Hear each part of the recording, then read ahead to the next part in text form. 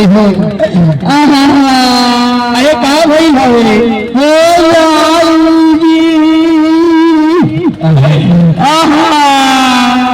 अरे भाई का ए बड़े जी देखो ना तो सबसे बड़े फूट गए लेके आजा। अरे तो के कहते कि कैसे रोड पर तोर को कैसे फूटा हो चलिए बड़े जी तेरा चले के लूट ना चले के लूट ना बा।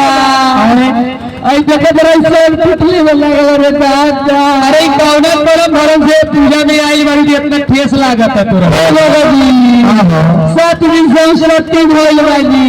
हां अब तो तोरा ही हाल बा चलिए बाबूजी का जरिए रे कहते गड्डी रे ठेस लागत रे और करम सही ना बुझाई था ए कोरिया।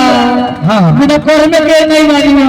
हां राजा हमारे भक्त के बात हां बस ये करते हां केवरी लगरी वरवर पातर। अरे तो नाम बता दे नहीं तो क्या हो जाएगी। हां ए मगजी हां कान में कोई लेंगे। अरे माइक से कह तो सारे लोग सुन ले। अरे बाप रे माइक से कोई भी माइक में क्यों ले तो माइक में कहो तो सब लोग सुनी।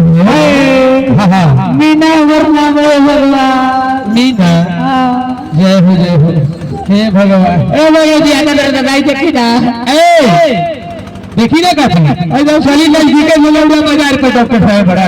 हां वही जगह चल कर उनका मलहम पट्टी करा दे मेरी बात सुन।